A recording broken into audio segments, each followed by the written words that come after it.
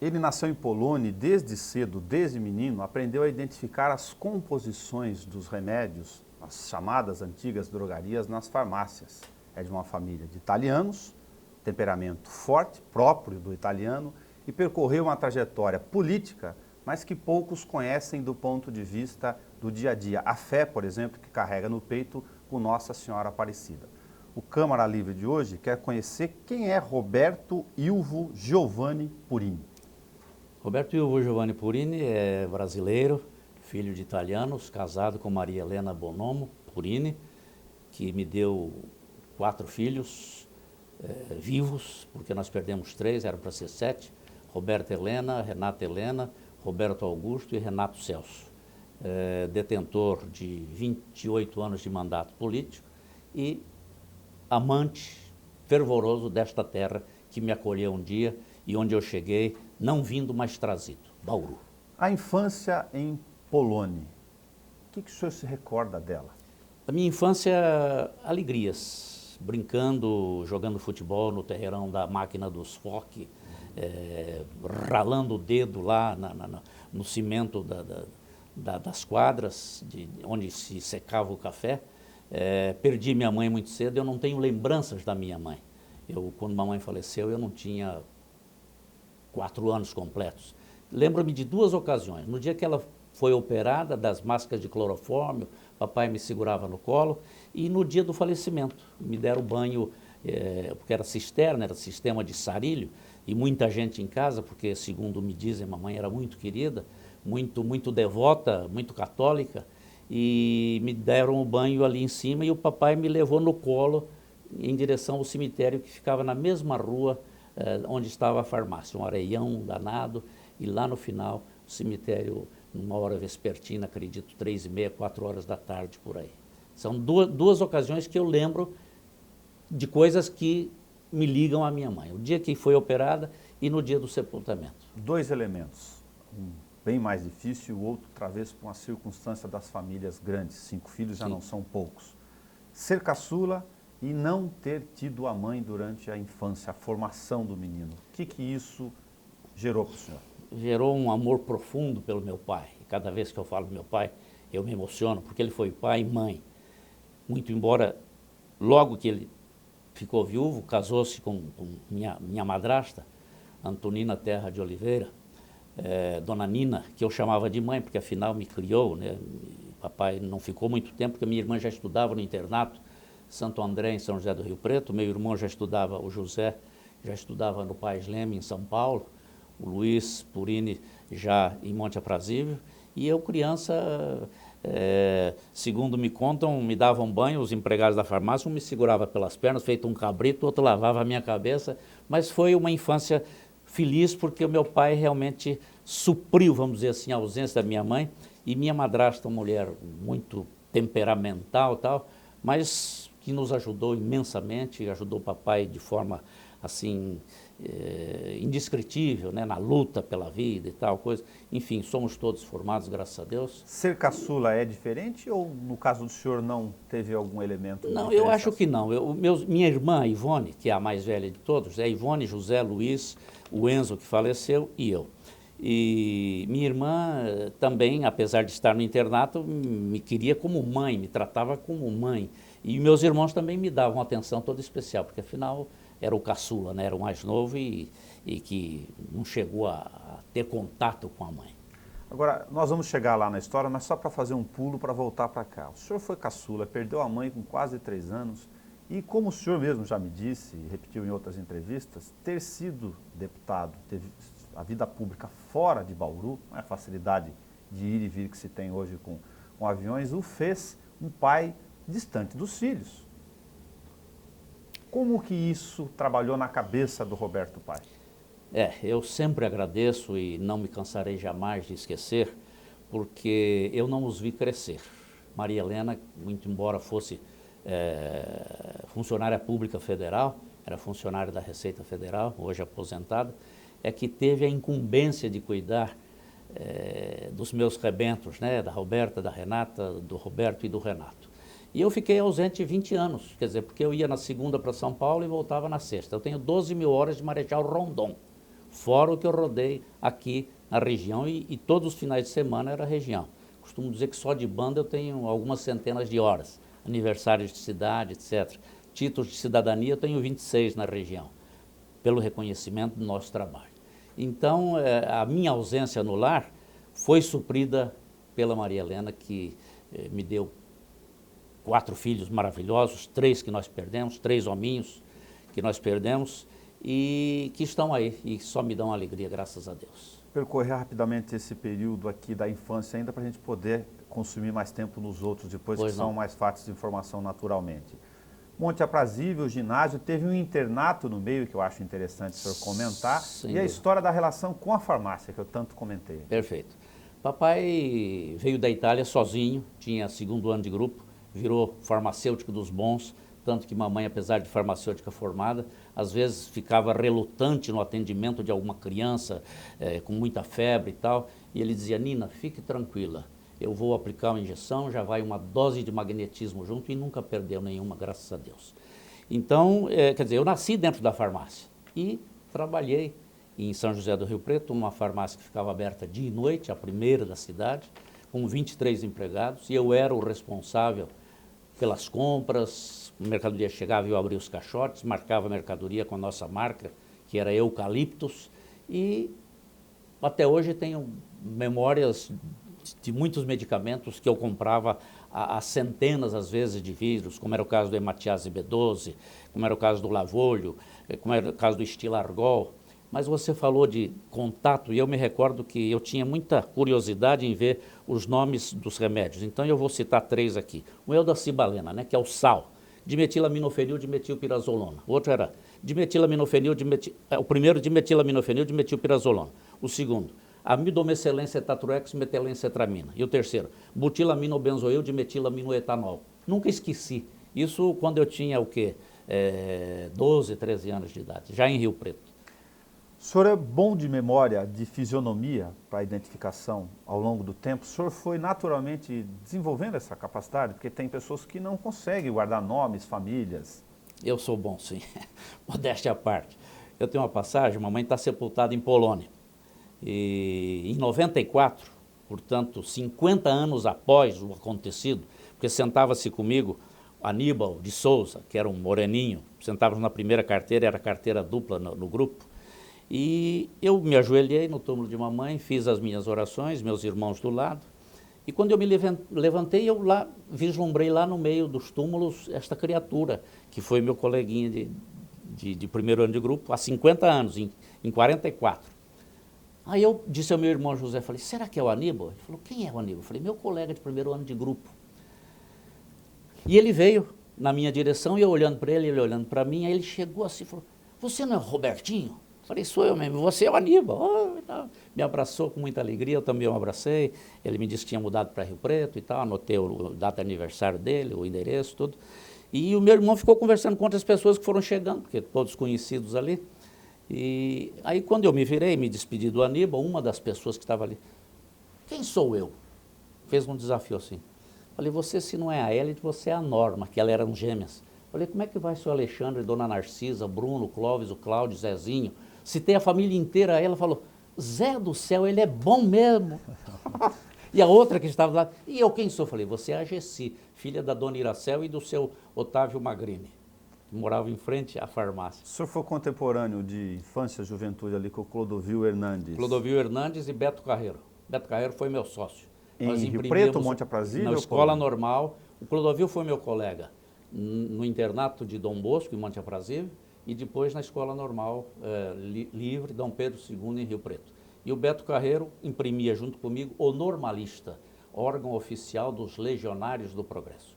E eu era o presidente do GLEMOL, Grêmio Literário Esportivo Monteiro Lobato. A essa altura, fazendo conexão com a história já feita, né, inclusive do Beto Carreiro, que já se foi. Já se foi, infelizmente. Naquela época, o senhor conseguia enxergar esse empresário olhando para a história hoje? João Batista Sérgio Murad é o nome do Beto Carreiro.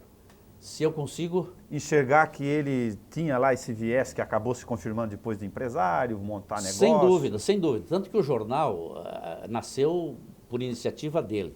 E nós vendíamos publicidade. Já tinha essa veia? Era impresso em... E ele mancava um pouquinho de uma perna, o Beto Carreiro.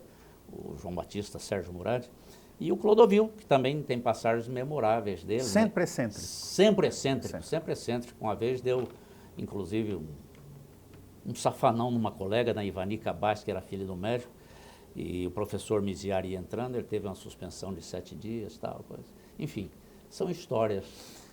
Aí a família veio para Bauru por causa dos negócios com a farmácia. Foi essa a história do senhor com a vinda para Bauru? Exatamente. Papai vendeu a farmácia em Rio Preto e o seu Cesário de Pieri, que era dono da farmácia aqui na Rodrigues Alves 215, o telefone era 854, e dizendo, soube que o senhor vendeu a farmácia, que sua esposa é farmacêutica, que o senhor também é curandeiro, papai tinha as fórmulas dele e tal.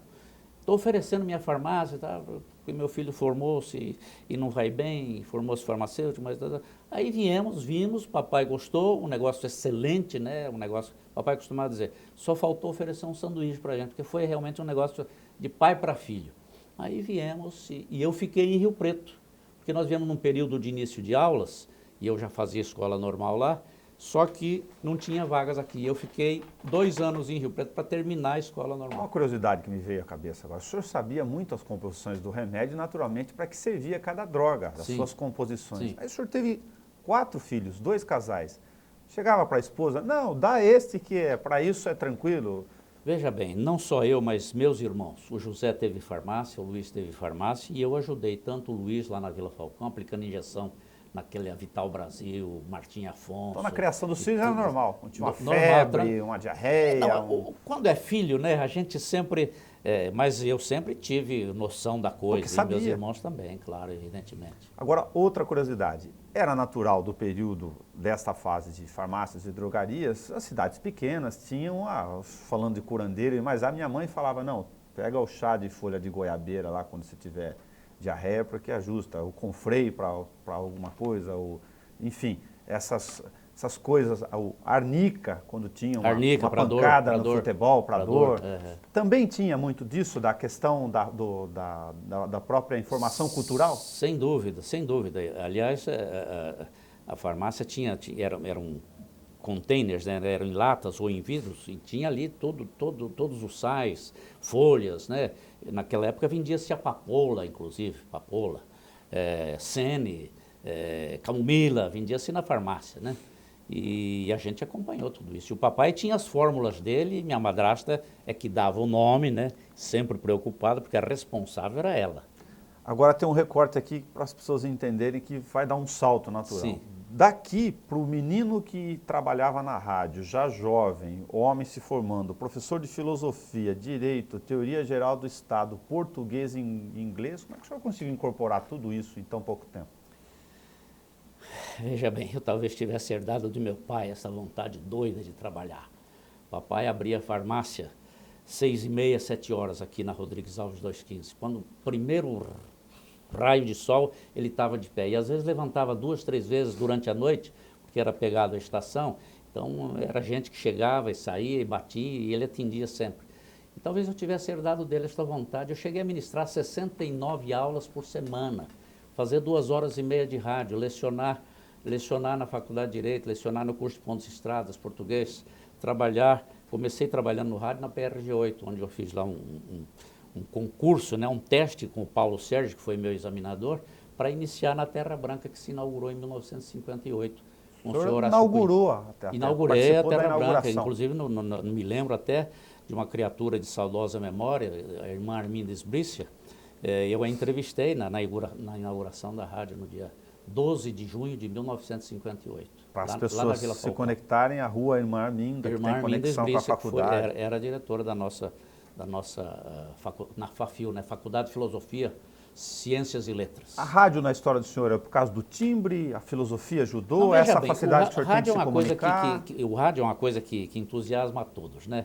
Costuma dizer que rádio é cachaça. Então todo mundo, tanto que no teste que nós fizemos na PRG8, havia uma fila interminável e a maioria dos candidatos era todo candidato a locutor esportivo. Eu e mais 2 ou 3 talvez fôssemos os únicos para candidato de locução de cabine, locução comercial. Perfeito. E lembro que eu li algum nome de filme, com os nomes de artistas, Mitzi Genn, Zazá Gabor, Robert Mitchum, tinha os nomes que o Paulo escolheu lá e eu fui aprovado. Então, fiquei, acho que uns 60 ou 90 dias na G8, fazendo já locução com Valdir Quélio, com Paulo Sérgio, com Sica, com Zé Maria, com o Hélio de Aguiar, enfim. Para depois, quando inaugurou a Terra Branca, eu fui para lá. Sr. Roberto, é mais ou menos natural imaginar, eu sou da área de comunicação, também estudei filosofia, inclusive na faculdade, não tenho formação que nem o senhor em filosofia, mas que a própria provocação do estudo da filosofia, da dialética, de pensar, indagar, questionar, forme no senhor um conteúdo de base que deve ter ajudado muito, eu já estou fazendo uma afirmação ao invés de perguntar, na trajetória da vida política, de lidar com o adverso e com as opiniões diferentes. Estou errado? Não, está certíssimo. Aliás, a democracia é a convivência dos contrários, né? E a política é ciência, arte, técnica, estratégia e virtude em busca do bem comum.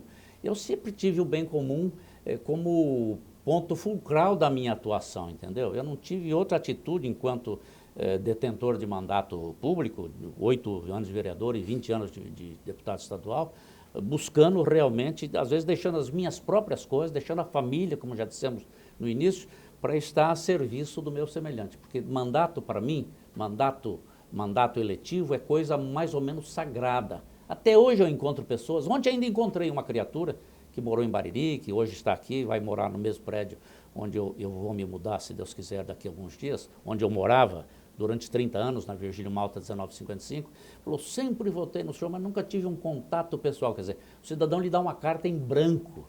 Então você é um servidor. Outorga uma procuração. Outorga uma procuração. Sem às vezes sequer te conhecer. Sem nunca tê-lo visto pessoalmente. Então isto para mim é mais ou menos, eu costumo dizer que é mais ou menos coisa sagrada, porque você deposita, você tem fé na pessoa, você acredita que ela possa atender aos reclamos da população, atender aos interesses, atender ao bem comum. E graças a Deus foi isso que eu fiz durante esses 28 anos. Voltando lá no rádio, o senhor falou que tinha uma fila imensa querendo ser locutor esportivo, deveria assistir muito o pessoal da época. O senhor ouvia muito rádio também? Eu gostava, até porque naquela época a televisão era incipiente ainda, né? Estava começando e eu também comecei na televisão aqui ainda lá no Canal 2. Fui inclusive sondado pelo senhor Osmar, que era um homem todo cheio, ainda era televisão paulista, né? Organizações Vitor Costa, OVC, me chamou a São Paulo para ver se eu queria assumir a direção no lugar do Hélio de Aguiar na ocasião, tal. E eu não aceitei, continuei fazendo meus programinhas lá, eu tinha programa musical, ajudava no telejornal, produzia a Turma do Barulho, fazia encontro romântico, enfim, fiz de tudo na televisão também. Eu citei a questão da fé, da oração de Nossa Senhora, o senhor carrega a medalha no peito. Claro.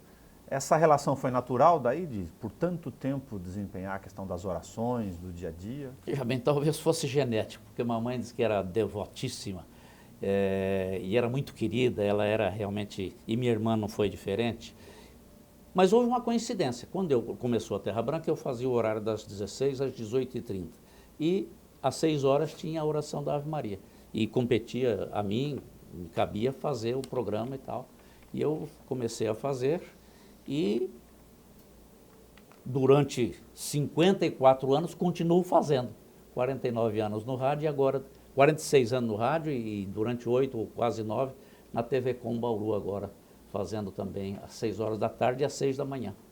Só para fazer a conexão, nasceu em Polônia, Monte Aprazível, Rio Preto, Bauru. Bauru. Aí o senhor tinha farmácia, a questão dos negócios com o pai, começou a ser professor. Professor é a grande parte da história aí. Sim.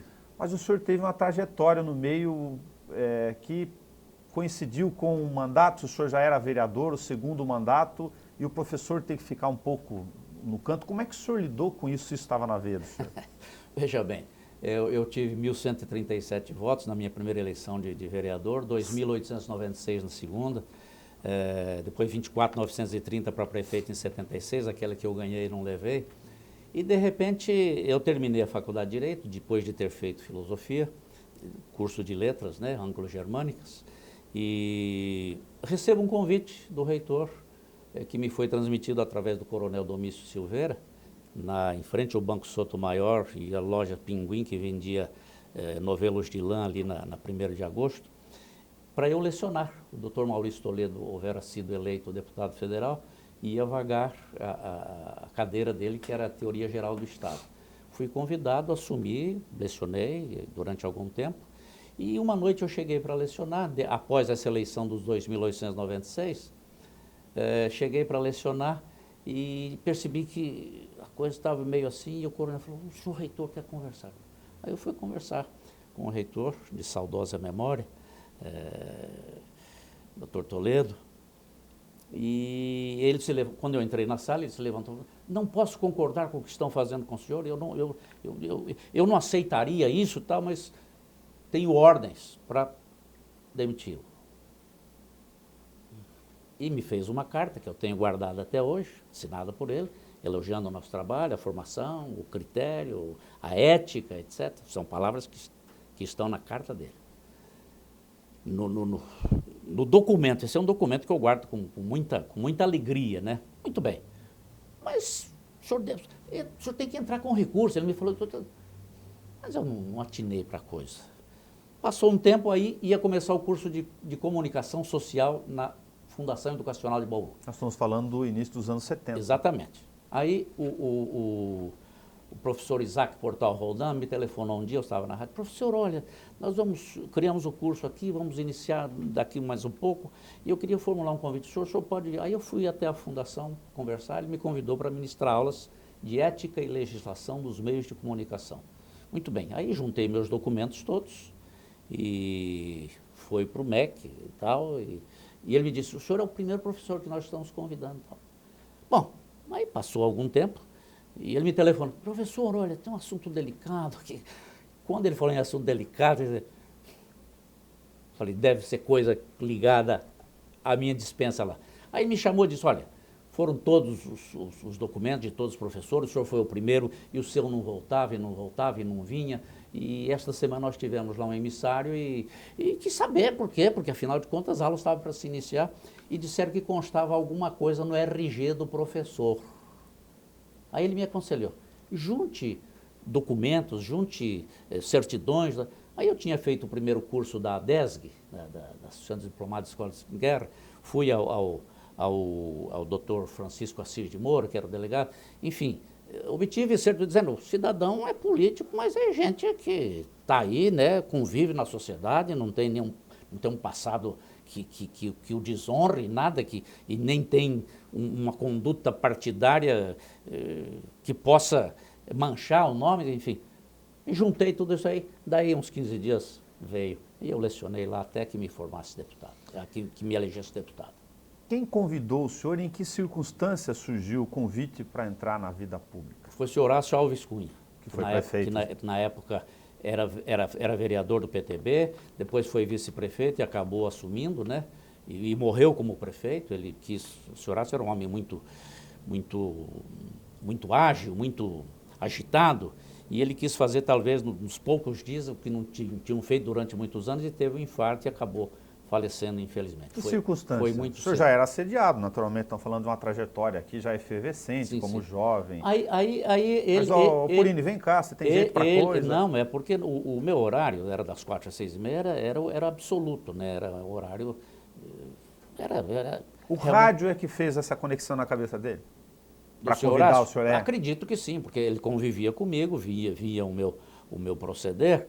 Aliás, tem uma passagem curiosa, rapidamente, numa eleição, eu estava lá na apuração, e depois um colega me contou, ele estava ouvindo lá na rádio, e eu falei, esses são os resultados, e há outros resultados aqui, mas eu não gostaria de fornecer, porque não são oficiais, seriam resultados apócrifos, eu usei a expressão apócrifos.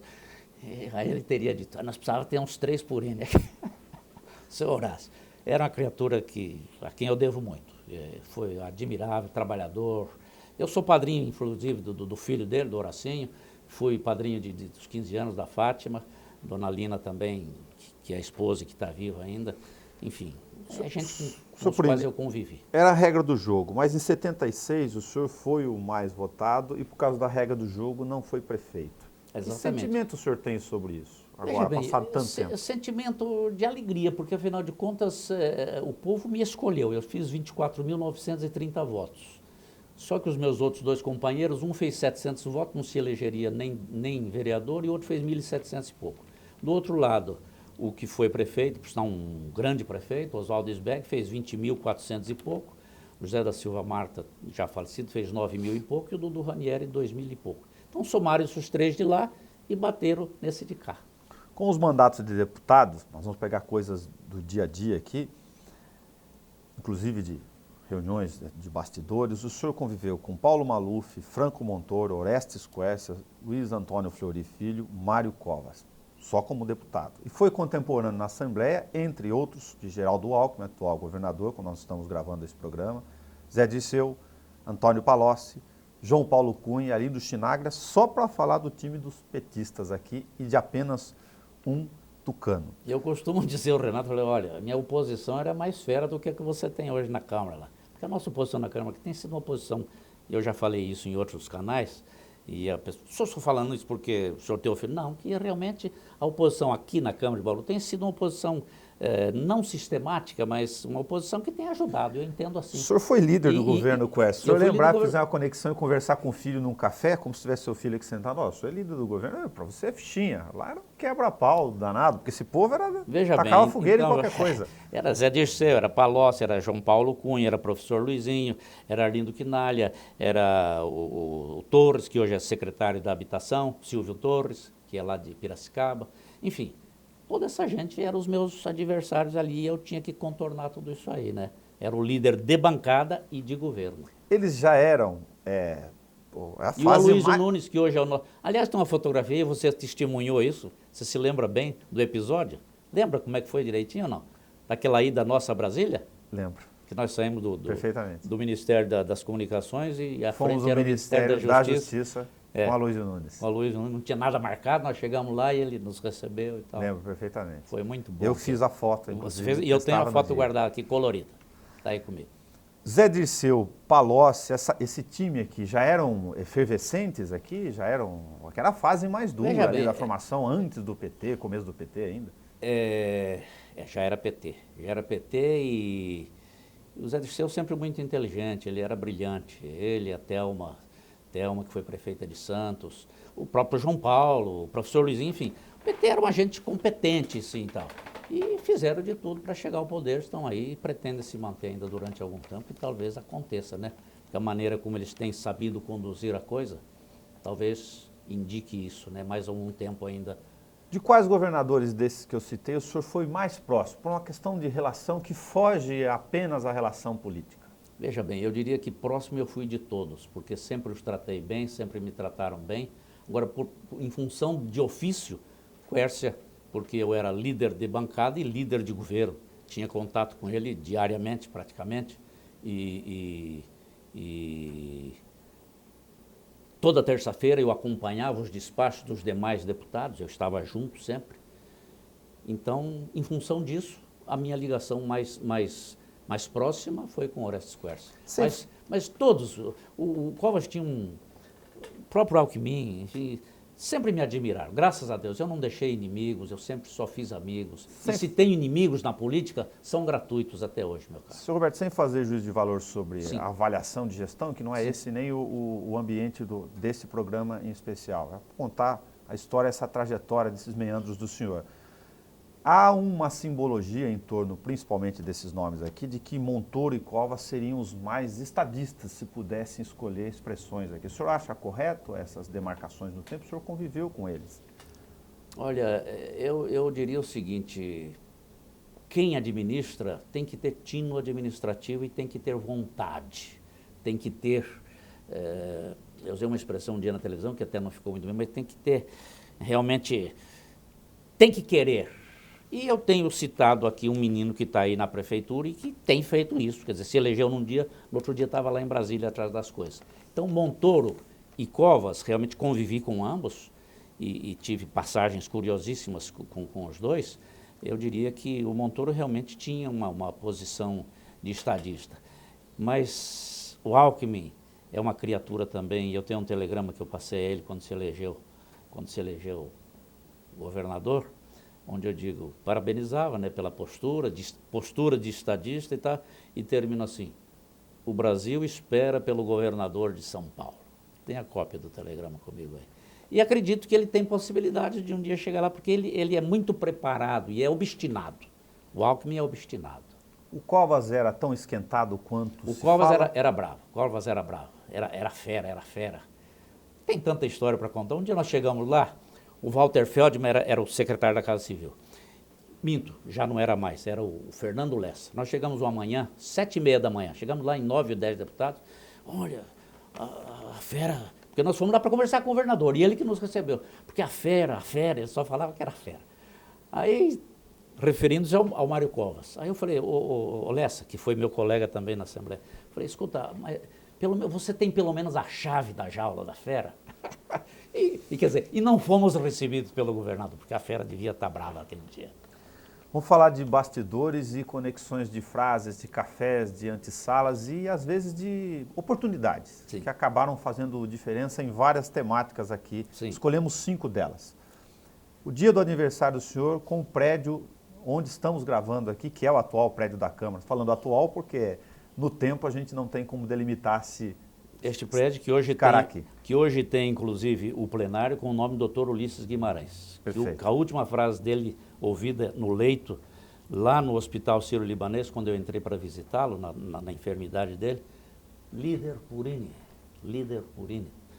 Porque teve um episódio que marcou muito, 5 anos do Sarney, passou uma lista na Assembleia e quem era a favor dos 5 anos. Porque o PMDB, de princípio, era a favor, depois mudou. E eu já havia assinado. Aí, bateu lá em Brasília, o doutor Ulisses telefonou para o Quércio. O líder assinou a favor dos 5 anos. Aí o governador me telefonou. Purini, você assinou? Eu falei, assinei e não vou desassinar, governador. E vou justificar por que eu assinei pelos 5 anos.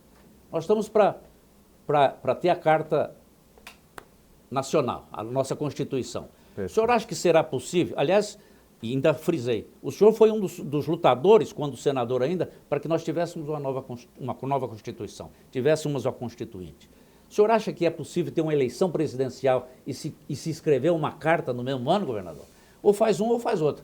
Eu não vou tirar meu nome, governador, meu nome vai ficar lá. Eu sou a favor dos 5 anos, em função disso.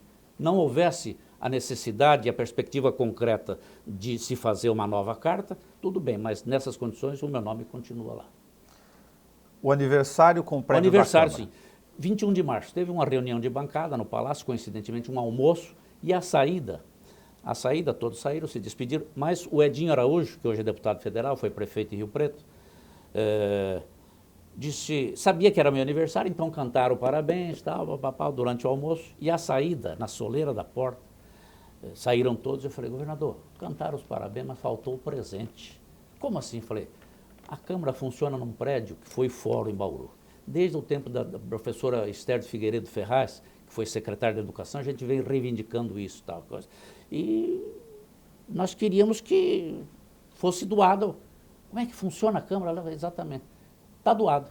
Posso anunciar? Pode anunciar e diga para o Edgar, que hoje é conselheiro do Tribunal de Contas, e era o imediato dele, fala para o Edgar preparar o projeto e mandar para a Assembleia. Então, o prédio hoje pertence à Câmara em função de um ato do Quércio que falou, está doado. Outro ato que tem um episódio interessante para saber, a questão do Estádio do Noroeste. Até avalista o senhor foi disso à época? Fui. Eu tenho a carta do Cláudio Mantini aqui, e o Quércio tem a camisa vermelha do Noroeste, eu tenho também uma camisa vermelha do Noroeste guardada. E o Quércio despachou com o Sarney, que na época era o presidente da República, um ofício que eu redigi, tem a cópia aí do manuscrito, e ele passou a limpo, a Ana Maria Tebar passou a limpo, está aí nos meus alfarrábios. E ele despachou com o Sarney e fez-se a compra. E tinha um tempo para depositar.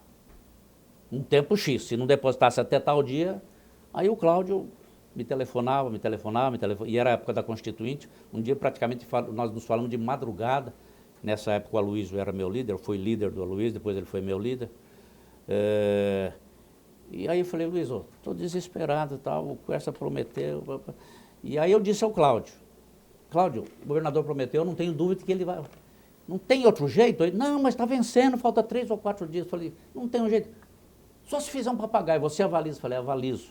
Eu e o doutor Reinaldo Galli fomos avalistas de um papagaio que se fez no Bradesco. Aí venceu, não tinha saído ainda, renovou, enfim, esse dinheiro veio de São Paulo. Parte desse dinheiro, não sei quanto é que custou aquilo, para mim foi uma compra simbólica, porque não era dinheiro para comprar um patrimônio daquele. Daquele E tamanho. o Quércia, ao sair do gabinete do Sarney, está na Folha de São Paulo isso, ô governador, vim tratar dos assuntos do Noroeste Futebol Clube.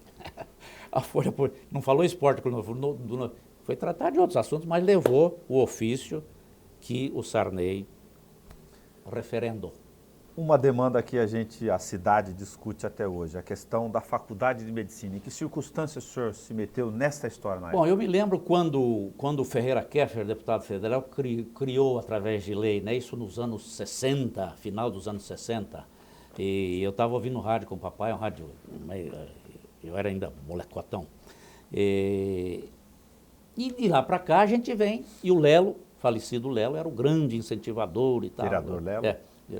Eu tenho documentos aqui, uma pasta que dá para escrever um livro sobre a faculdade. É um assunto muito antigo e que já podia estar instalada no final do governo Quércia, não fora a atuação de alguém que eu não sei quem, que disse que... E a testemunha está aí, uma delas viva, que é a Alda Marco Antônio, doutora Alda Marco Antônio, engenheira, vice-prefeita de São Paulo. Felizmente o Quércia já morreu. Mas, rapidamente, ela me telefonou, nós estávamos na churrascaria gaúcha, almoçando, toda a cúpula do PMDB, vereadores, presidente do partido, deputado federal, deputado estadual, e ela me telefonou na gaúcha, porque eu saí de casa e disse a Maria Helena, estou na gaúcha, se alguém me procurar, olha, Purini, eu estou lhe telefonando porque eu tinha que te dar a notícia. Você sabe que na eleição do Fleury, o Quércia jogou com tudo, né? Eles soltavam um secretário em cada região para saber qual era a grande reivindicação do povo naquela região. E a Alda veio e aqui na região, Faculdade de Medicina, Bauru, Faculdade de Medicina. E eu não podia te deixar de te dar a notícia. Eu falei, Alda, notícia assim você pode me acordar de madrugada, tranquilamente. Aí entre vir do balcão onde eu fui atender o telefone até aqui, na mesa, eu falei, será que eu dou a notícia ou não dou? Aí eu não aguentei, quem não aguentou fui eu. Dei a notícia, mas aí não aconteceu, aí eu fui conversar com o governador. A Alda me falou, realmente eu ia instalar, mas alguém me disse que como é que vai instalar a faculdade se não tem um hospital escola?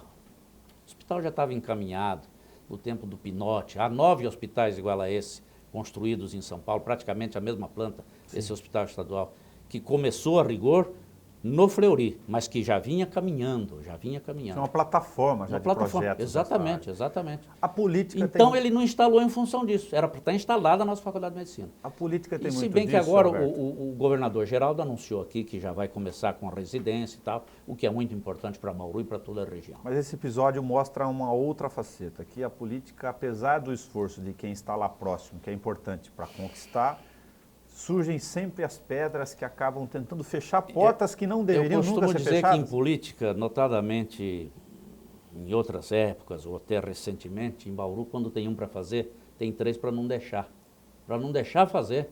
Olha, meu Deus, onde é que está o bem comum? Onde é que está o interesse público? Sabe, não dá para aceitar. E por isso eu tenho elogiado a oposição aqui nesta casa, porque tem agido com muita coerência. Porque a história de que se um fizer, a lamparina vai ficar mais clara para uns e mais escura para outros. Esse aeroporto que está aí, que foi uma luta de 20 anos, meu amigo, maio de 79, foi meu primeiro trabalho, está tudo documentado em livro, tudo. Até hoje, parece que não tem vontade de fazer, sabe? Mas está aí. Ficamos lutando contra o tempo para instalar aquilo que já deveria estar nas condições, eu digo, exato, sem de dúvida, uso. sem dúvida. Do aeroporto a gente gravou, teve Sim, a felicidade de gravar, perfeito, pessoalmente, inclusive na pista. Exatamente. Lá. Mas vou pegar um outro processo. O senhor lembra da circunstância relacionada à estadualização da Unesp? Sem dúvida. Lembro muito bem. Nós tivemos um comício na 1º de agosto, ao meio-dia, palanque armado, onde estava Albino Afonso, Arnaldo Jardim, Tidei de Lima, Roberto Purini, Orestes Quércia. E havia um compromisso do Tidei de federalizar, federalização. E o Quércia disse, se não federalizar, eu vou estadualizar a universidade. Muito bem. Aí o Albino Afonso veio e ao se referir a mim, aliás, o Tidei ao se referir a mim no discurso dele, deputado Purini, uma formiguinha, chamavam de formiguinha, os companheiros da região me chamavam de formiguinha, trabalhava sempre. Aí o Albino, no discurso dele, são detalhes, né? O Albino falou, deputado Purini, uma formiguinha com asas, bastante ágil e tal. Muito bem. Aí o Quércia se elegeu e eu comecei a cobrar. Ó, compromisso. E ele assumiu o compromisso, falou, fala com o Jorge Nagli, que era o reitor da Unesp. Aí marcamos, ele me disse, conversa com o Tidei, marque com o Jorge Nagli, vão lá e diz, se ele não fizer, eu vou fazer. O Quercia, se ele não fizer, eu vou fazer. Aí marquei uma segunda-feira, 9 horas da manhã, fomos lá, tomamos um café com o Dr. Jorge Nagli, que era o reitor, tal. O governador mandou dizer ao senhor isso aqui, ó, tal. Mas, mas vamos... E o Quercia já botou 450 milhões na época no orçamento do próximo ano, e está aí. Eu tenho, inclusive, um pergaminho que me foi oferecido pela direção da fundação. O Quercia também tem o dele, o Tidei também tem o dele, enfim, trabalho de estadualização, mas Quercia. O Quercia também era temperamental? Era temperamental e valente. Ele era... Eu costumo brincar, dizer que eu conheci um cidadão que disse que tinha aquilo roxo. Aí um outro mandou um gordo dizer que ele tinha aquilo roxo. Eu dizia, conheço um calabrese, que ele não fala e nem manda dizer. Ele pega, põe em cima da mesa e fala, isso é da cor que vocês estão vendo. E a duplicação da Rondon? Em que circunstância é essa situação? Duplicação da Rondon, eu cobrava dele toda terça-feira. Eu despachava o governador, duplicação. E, bom, aí ele veio ser padrinho do Milton... enjoado de ouvir. Até enjoado de ouvir. Aí ele veio ser padrinho do Milton Monte, que se casou aqui em São Manuel numa sexta-feira. E choveu muito. Ele veio de helicóptero com o doutor Alaide, a esposa, e não pôde retornar. Então ele teve que vir pernoitar em Bauru. E chovia. E era época de transporte de cana, né, de safra. Aí quando chegou na terça-feira lá, Purina, essa cobrança que você me faz, esse é um pedaço do trânsito. Tem que duplicar mesmo. Aí mandou preparar, aí precisava licitar. Aí o Machado, o Zé Machado, que era o secretário da Fazenda, falou, governador, não dá para licitar porque nós não temos reserva. Tá? Mas se puser a licitação na rua, quanto é demora? Demora de 3 a 4 meses. Põe a licitação que nesses 3 a 4 meses vai entrar e está aí a duplicação da Rondon. Só para fazer referência à data, já que eu falei de muitos elementos, o senhor foi relator da Constituinte Paulista. Fui relator da Constituinte Paulista por eleição, por unanimidade dos meus pares, graças a Deus. Não quer costurar um documento que vale para a regra do Estado de São Paulo inteiro? Veja bem, eu participei de todas as discussões, né? O atual presidente da Assembleia, que é o Barros Munhoz, era o presidente da Comissão de Sistematização, e nós trabalhávamos madrugada dentro durante muito tempo. E eu me lembro que na última semana, para escrever a Constituição, cujos artigos, alíneas foram discutidos e aprovados, para normatizar, eu fiquei praticamente 72 horas sem dormir, com auxílio da secretária Sueli de Souza.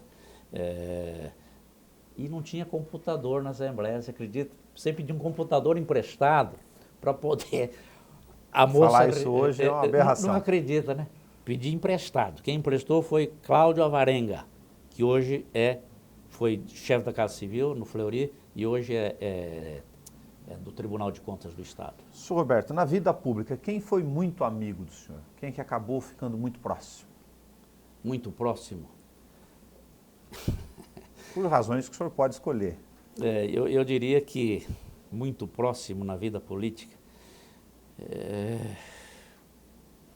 É difícil dizer, porque eu fui próximo de todos. Mas era por causa da relação do senhor, mas o senhor acabou construindo outras relações naturais. Não. Eu tive aqui na região grandes amizades, tanto que quando eu não me elegi, eu senti uma falta tremenda, não do mandato, mas do contato com essa gente, entendeu? Eu tenho amigos realmente, amigos que choraram quando eu não me elegi, entendeu? Porque realmente tinham em mim um amigo. Então, você não pode aquilatar do grau dessa amizade, mas eu era muito querido. Tanto que eu já disse, tenho 26 títulos de cidadania na região por serviços prestados. O senhor tem essa quantidade de títulos, tem essas questões todas que a gente comentou aqui do bastidor, do dia da reunião, mas ser político, ficar exposto, também envolve conviver com ingratidão. O senhor me contou um episódio uma vez que simboliza muito isso. Se o senhor contasse essa história para as pessoas entenderem o que é conviver com isso.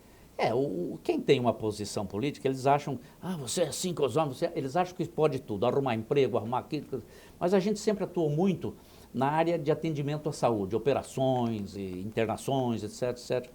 E eu tive uma ocasião que um cidadão me pediu um favor para o filho, depois pediu outro favor, e a gente atendeu e tal. E num terceiro favor que essa pessoa me pediu, eu tomei as providências, só que demandava ainda um tempo, porque dependia de uma outra circunstância, que aconteceria após 90 dias. E nesse ínterim, eu recebi uma carta dessa pessoa, cuja primeira frase era essa: Deputado Purino, reconheço que devo a minha vida a você, mas desta vez você deixou muito a desejar. E devia mesmo. Me telefonou um domingo de manhã, eu estou em casa, ainda no leito, e telefonou chorando e... Se o senhor não fizer uma safena entre hoje e amanhã, estou morto. Calma, calma, pelo amor de Deus, calma, você está nervoso. Meu Deus, estou aqui, ele está lá em São Paulo, como é que eu vou? Aí deu um estalo, né, um insight, aí eu telefonei para uma amiga que tem um irmão que é médico lá na Beneficência, em São Paulo. Acertamos, se internou, se operou, e por isso é que ele disse que devia a vida dele a mim, mas que eu tinha que tinha deixado muito a desejar. Quando na realidade nem tinha deixado, eu tinha tomado a providência, só que ainda demandava 3 meses para se consumar. O senhor tem um viés natural de formação de história muito emotivo, exige isso filho da de italiano, relação. é o sangue. O que aborrece o senhor? Mentira. Não suporto mentira. Não suporto. Mentira e traição. E não cumprimento de palavra. Quer dizer, o que é mentira, né? Eu era para ser conselheiro do Tribunal de Contas. O cidadão chegou a dizer para mim: te dou por escrito desta vez. Falei: amigo, não vou lhe submeter a esse constrangimento. Seria até o caso, mas não vou fazê-lo.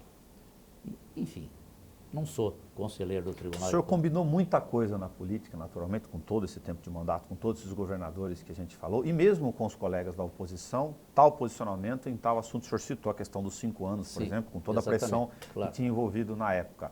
Uma vez combinado, o senhor teve muitos que também mantinham e que também não mantinham. Eu tenho 2 episódios. Eleição de Robson Marinho, que hoje é secretário do Tribunal de Contas, foi prefeito de São José dos Campos. Quando eu cheguei na Assembleia, ele já estava lá, mineirinho dos bons, e precisava de assinatura. Quem fizesse metade da assinatura mais um, os outros partidos tinham que se compor. Então, eu vim no final de semana e ele tinha as assinaturas todas, faltava uma. E ele já tinha conversado comigo e eu disse: vou votar em você, claro, você é do meu partido, é do PMDB. Aí ele me telefonou: Purino, está faltando isso. Eu falei: não, está faltando assinatura, mas tem a minha palavra. Não, mas aqui funciona desse jeito e tal. Aí ele mandou o João Coragem, que era um motorista de cor, de descendência, né? E mandou no automóvel tomar a minha assinatura, quando não precisaria. Mas teve um outro presidente, Neftales, já falecido, foi prefeito de Guarulhos, começou a coletar, eu falei: eu não vou assinar, eu não preciso assinar. Não, mas você sabe, Nef, vai tomando as assinaturas, e quem duvidar, você fala: além dessa eu tenho a do Purini. E quem duvidar, manda vir conversar comigo, para eu confirmar. Aí, aconteceu que vieram uns 3 ou 4... Por que você não assinou? Porque eu não preciso assinar. Eu aprendi com meu pai que vale o fio de barba. Se eu quiser assinar e amanhã não votar, pronto. Eu dei a minha palavra. Bom, acabou a eleição, tá? Minha esposa estava lá, era dia da posse, tal. Ele foi na minha sala e na presença da minha esposa e dos meus filhos. Ele vinha aqui agradecer a lição que você... Entendeu? Então é isso aí. Eu fico imaginando que conselho o senhor deu, por exemplo, entre tantas ou conversas no dia a dia com o filho Renato. Eu vou citar só um episódio, também sem fazer juízo de valor. Sim. Ainda quando ele foi jovem, Sim. o Renato é contemporâneo, o meu, naturalmente, eu Sim. como jornalista, ele como vereador, presidente da Endurbe. Sim. E eles combinaram um determinado episódio para tomar uma medida administrativa. Eu estou me referindo à questão da operação do lixo. Sim. E logo em seguida ele teve um viés. Bom, O que o senhor diria para o filho, ou o que o senhor disse para o filho à época? Porque o senhor tem sim. todas essas histórias aí. O primeiro conselho que eu dei ao Renato foi: não entre para a política. A política dá muitas alegrias, mas dá muitas decepções, principalmente em traições, perfídias, coisas horrorosas. E lá aconteceu isso, quer dizer, ele ocupava um posto, mas devia satisfações a um chefe, e este chefe determina que se faça. Vamos fazer isso. E vamos fazer isso. E assume um compromisso perante testemunhas, e o Renato era testemunha, e teve que fazer sozinho, deixar ele com a brocha na mão. Porque foi marcada uma reunião lá na Fafio, às 4 da tarde, e 15 para as 4 o Renato me telefona, pai, fulano não vem. Roberto, só para fazer um testemunho aí, por causa de falar ser contemporâneo, eu fiz a matéria desse Você dia. fez a matéria. Eu estava no auditório, mas E ele cadê o teve chefe que aguentar maior? sozinho, coitado. O Renato, Estava lotado o auditório. o Renato travou. Ele não... Quando ele teve que despedir alguns funcionários da Indurb, ele travou, precisou ir ao dentista para destravar, a pressão dele foi lá embaixo. Tão nervoso. Então são situações. E quando ele começou no primeiro mandato, ele falou, pai, o senhor falou que a coisa... Mas é muito pior do que o senhor falou. Você só está começando, meu querido. Segura as pontas que ainda vem muita bucha, ainda muita coisa. Então, realmente traição... E política é o seguinte, né? Se está um, o outro não tem como estar ali. E se você assume um compromisso, você tem que honrar o compromisso e não mandar que o outro honre o compromisso que você assumiu. Para fechar, vamos fazer o viés do inverso. Sim. O que deixa o senhor feliz?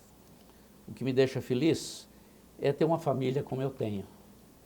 Filhos educados, filhos amorosos, 2 netos maravilhosos. Ainda hoje conversei com ambos, tanto Felipe quanto Isadora, e que tem me dado muita alegria. Só alegria meus filhos me têm dado. Minha esposa, então, devo tudo a ela, porque foi, durante 20 anos, pai e mãe dos meus filhos.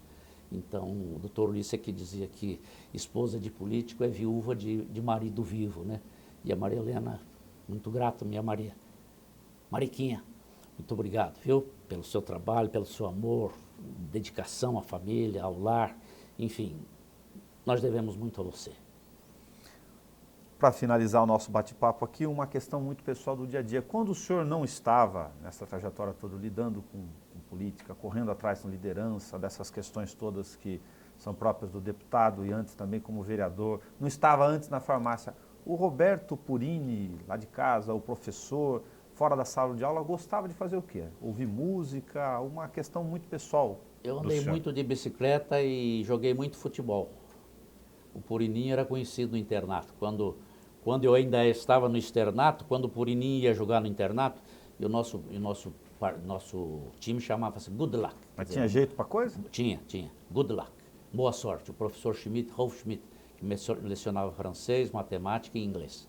E aprendi muito com o professor Rolf Schmidt. Ele é que deu o nome. Nós pedimos sugestão, Good Luck, boa sorte. E quando o Purininho vinha jogar no internato, a assistência estava lá para ver o Purininho. Eu era driblador, né? Era homem de banheira, fazia muito gol, mas sempre ali, dando uma de Romário ali, né? Só para botar para dentro. Mas para usar a simbologia, a banheira está próximo da oportunidade e fez todas essas relações que a gente fala aqui no ambiente político. Exatamente. Talvez pelo modo de a gente proceder, né?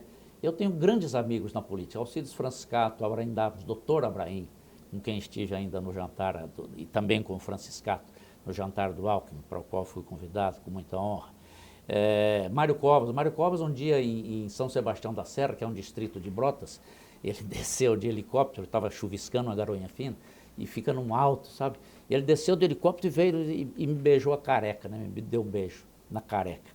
E sabia que eu era rezador de Ave Marias, tanto que quando ele esteve doente, eu fiz um telegrama a ele, que eu tenho cópia também, dizendo: caríssimo governador, quando a insidiosa modéstia o acomete, rezador de Ave Marias que sabe eu sou, estaremos pedindo à Virgem Santíssima para que na intercessão junto ao Filho lhe restitua a saúde para que volte ao comando do mais importante estado da federação, uma coisa assim, entendeu? Então eu sempre fui muito coração.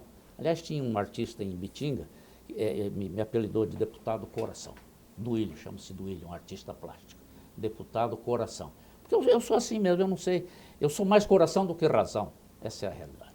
Deputado coração e formiguinha. Formiguinha, graças a Deus, muito trabalho. Com ou sem asas, formiguinha. Formiguinha, sempre ali trabalhando, com a graça de Deus. Sempre tive as bênçãos do céu. Eu sou um homem feliz porque eu sinto que Ele mora aqui.